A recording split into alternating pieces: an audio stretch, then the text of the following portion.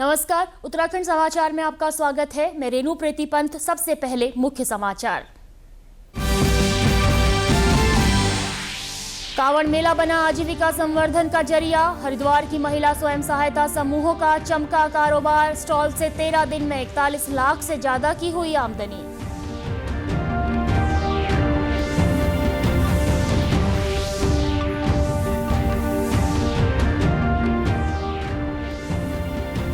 उत्तराखंड में 30 जुलाई को होगी अहम बैठक। राज्यपाल, मुख्यमंत्री और शिक्षा मंत्री रहेंगे मौजूद। कंपनियों के CSR से स्कूलों की तस्वीर बदलने पर होगा मंथन।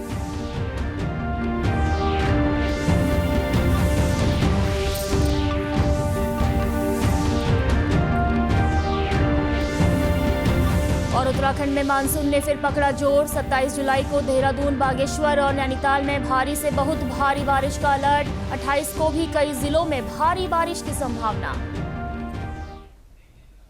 अब समाचार विस्तार से। धर्मनगरी हरिद्वार में कांवड़ मेला सकुशल संपन्न हो गया है। 11 से 23 जुलाई तक चले प्रसिद्ध कांवड़ मेले में 4 करोड़ से ज्यादा श्रद्धालु पहुंचे।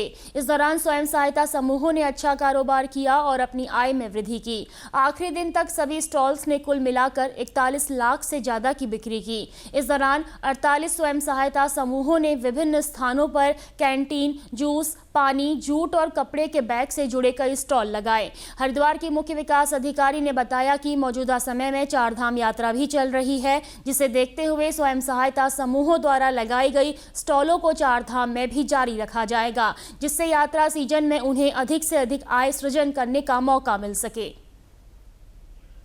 बहुत ही अच्छी सेल्स हुई है। महिलाएं बहुत खुश हैं उनकी सेल्स से और एक नई ऊर्जा भी उनमें आई है और बिजनेस को और अच्छे से गहनता से लेने के लिए और बिजनेस से जुड़ने के लिए और भी महिलाएं जो हैं वो आगे आ रही हैं। तो इसमें बहुत अच्छी सेल्स हुई है और हमारी जो पूरी टीम है, प्रशासन की पूरी टीम है, महिलाओं की जो पूरी टीम है, उन सभी को मैं बहुत धन्यवाद देना चाहूँगी। और आगे भी जो हमारी 4 धाम रूट है उसमें जो स्टॉल्स लगाए हैं उनकी भी सेल्स जो है प्रशासन द्वारा लगातार मॉनिटर की जाएगी। वहीं स्वयं सहायता समूह से जुड़ी हुई महिलाओं ने बताया कि कांवड़ मेले के दौरान स्टॉल लगाने में उन्हें उच्च अधिकारियों का पूरा मार्गदर्शन और सहयोग मिला, जिससे उनकी आमदनी में इजाफा हुआ है। ये महिलाएं आजीविका बढ़ने से खुश हैं, तो वहीं स्वरोजगार से जुड़कर आत्मनिर्भर भी बन रही हैं। और हमने कांवड़ में दुकान लगाए थे, बहुत अच्छी कमाई हुई हमारी। हमने कांवड़ मेले में स्टॉल लगाया तो बहुत अच्छी आमदनी हुई और हमने कांवड़ मेले में काफी अच्छा कमाई हुई है हमारी। और जो हमारे उच्च अधिकारी हैं उनका भी बहुत बहुत सपोर्ट रहा है। हमने इसमें खाने का था हमारा चाय, पकौड़ा, पकौड़ी और पानी की बोतलें और कोल्ड ड्रिंक वगैरह थी, तो हमारा काम अच्छा चला। बाकी सभी का जितने भी स्टॉल लगे हुए थे सभी ने अच्छा काम किया। यहाँ अच्छी आमदनी हुई है कांवड़ मेले में और सरकार द्वारा हमें बहुत सहायता मिली। बहुत बड़े अधिकारी आए, उन्होंने बहुत सहायता की। हमने कांवड़ मेले में 15 दिन का स्टॉल लगाया है, जिसमें हमने अच्छे खासे पैसे कमाए हैं और अपनी आमदनी का स्रोत भी बढ़ाया है। और हमें जो हमारे उच्च अधिकारी हैं उनका भी हमें बहुत सपोर्ट मिला है। उन्होंने भी हमें स्टॉल लगाने के लिए पैसे दिए हैं, जिससे हमने अपनी आमदनी बढ़ाई है। उत्तराखंड में शिक्षा की गुणवत्ता और बुनियादी ढांचे के विकास समेत विभिन्न विषयों को लेकर आगामी 30 जुलाई को एक बड़ी बैठक होने जा रही है। इस बैठक में उत्तराखंड के राज्यपाल गुरमीत सिंह, मुख्यमंत्री पुष्कर सिंह धामी, प्रदेश के शिक्षा मंत्री डॉक्टर धन सिंह रावत, शिक्षा विभाग के वरिष्ठ अधिकारी समेत प्रदेश में काम कर रही कंपनियों के प्रतिनिधि मौजूद रहेंगे। माध्यमिक शिक्षा निदेशक डॉक्टर मुकुल कुमार सत्ती ने बताया कि उत्तराखंड में काम कर रही कंपनियों के CSR फंड से स्कूलों को सुसज्जित करने और अच्छे विद्यालय के निर्माण की कंपनियों से उम्मीद की जाएगी। कॉर्पोरेट सोशल रिस्पांसिबिलिटी फंड का उपयोग करके स्कूल कई तरह से लाभान्वित हो सकते हैं, जैसे कि बुनियादी ढांचे का विकास, छात्रवृत्ति, शिक्षण प्रशिक्षण और शैक्षिक कार्यक्रमों के लिए इनका बेहतर उपयोग हो सकता है।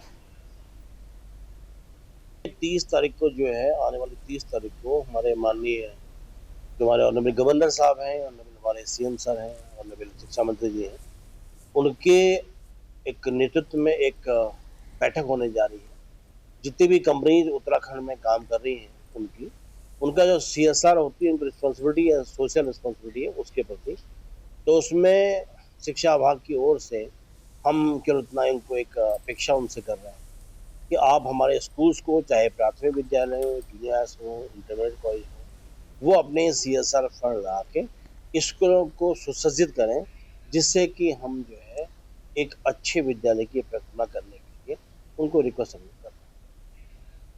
प्रधानमंत्री राष्ट्रीय बाल पुरस्कार 2025 के लिए नामांकन 31 जुलाई तक किया जा सकेगा। 5 से 18 वर्ष के बच्चों के लिए प्रधानमंत्री राष्ट्रीय बाल पुरस्कार के लिए नामांकन की आखिरी तारीख 31 जुलाई तक है। ये पुरस्कार उन बच्चों को दिया जाता है जिन्होंने नवाचार, शैक्षणिक उत्कृष्टता, कला संस्कृति, खेल, समाज सेवा या बहादुरी जैसे क्षेत्रों में असाधारण कार्य किया हो।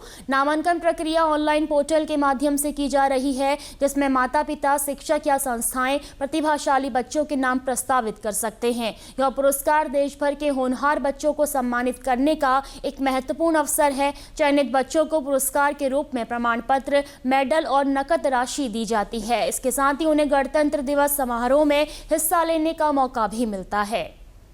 वहीं सीमांत जनपद चमोली के पोखरी विकासखंड नौठा गांव के लोग आज़ादी के 75 साल बाद भी सड़क सुविधा के लिए जूझ रहे हैं। इस गांव में कभी 35 परिवार हुआ करता था। चौक तिबारियों से लेकर गांव के खेत खलियान ग्रामीणों से गुलजार रहा करते थे, लेकिन जनप्रतिनिधियों की लापरवाही के कारण आज यह गांव पलायन का दंश झेल रहा है। स्थिति यह हो गई है कि गांव में अब 20 से ज़्यादा परिवार पलायन कर चुके हैं। बड़ी बात यह है कि गांव में सड़क तो दूर, पैदल चलने के रास्ते तक नहीं है। सड़क न होने से गांव में निर्माण सामग्री नहीं पहुंच पाती है, जिसके कारण लोग आज भी कच्चे जीर्ण शीर्ण भवनों में जीवन यापन करने को विवश हैं। हमारे गांव में सबसे बड़ी समस्या ये है कि यहाँ रोड ना आने के कारण गांव का यहाँ पलायन हो चुका है। कम से कम यहाँ 25 से 30-35 परिवार रहते हैं, जिसमें से कम 20 परिवार यहाँ से पलायन कर चुके हैं। और वर्तमान में अभी करंटली जो है कुछ लोग यहाँ से कुछ पलायन कर सकते हैं रोड ना आने के कारण। मैं सरकार से यही दरख्वास्त करूँगा कि हमारे गाँव में रोड जल्दी से जल्दी रोड का निर्माणीकरण किया जाए और रोड हमारे गांव में आनी चाहिए।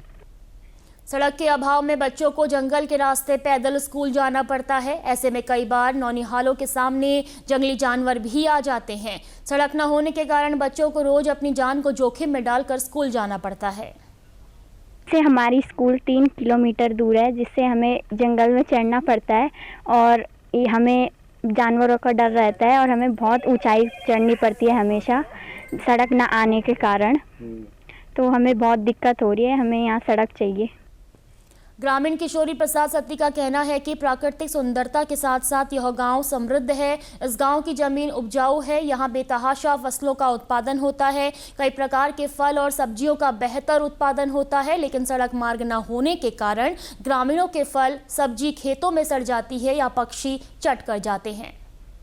बाजार नहीं है, बाजार है मगर हमारे ले जाने में ढुलाई मतलब हर चीज में कम से कम उतना का फल नहीं पड़ता है जितने का हमें ढुलाई लग जाता है। वैसे यहाँ फल फूल सब्जी हर चीज आलू जो भी सब्जी बहुत होती है, पर क्या करें हम लोग मजबूर हैं जो हम कर नहीं पाते हैं। करेंगे तो बेकार जाएगा हमारा माल।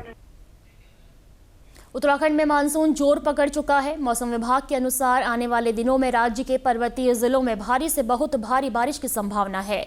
मौसम वैज्ञानिक रोहित थपलियाल ने बताया कि देहरादून, पिथौरागढ़, बागेश्वर समेत कुछ जिलों में 25 से 27 जुलाई के बीच भारी बारिश हो सकती है। मौसम विभाग की माने तो 27 को बागेश्वर, नैनीताल और देहरादून में भारी से बहुत भारी बारिश का अलर्ट किया गया है। वहीं 28 जुलाई को देहरादून, पौड़ी, टिहरी, नैनीताल में भी भारी बारिश की संभावना है। मौसम विभाग लगातार स्थिति पर नजर बनाए हुए है और जरूरत पड़ने पर चेतावनी को अपडेट किया जाएगा।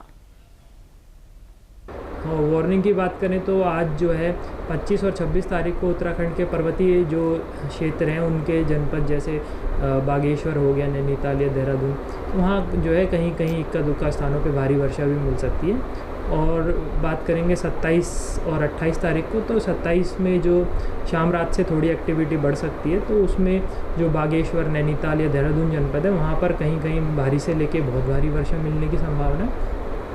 और अन्य जो पर्वतीय जनपद हैं जैसे रुद्रप्रयाग, टिहरी, तो वहाँ भारी वर्षा मिल सकती है। ऐसे ही फिर जो 28 तारीख में भी जो उत्तराखंड के देहरादून, पौड़ी, टिहरी या नैनीताल, चंपावत, बागेश्वर जनपद है वहाँ कहीं कहीं भारी से बहुत भारी वर्षा मिल सकती है। इक्का दुक्का स्थानों पे भारी वर्षा जो है 29 और 30 में भी मिल सकती है। इसी के साथ अभी तक के समाचार समाप्त हुए। दूरदर्शन समाचारों से जुड़े रहें। मिलते हैं फिर शाम 6:30 बजे के बुलेटिन में। नमस्कार।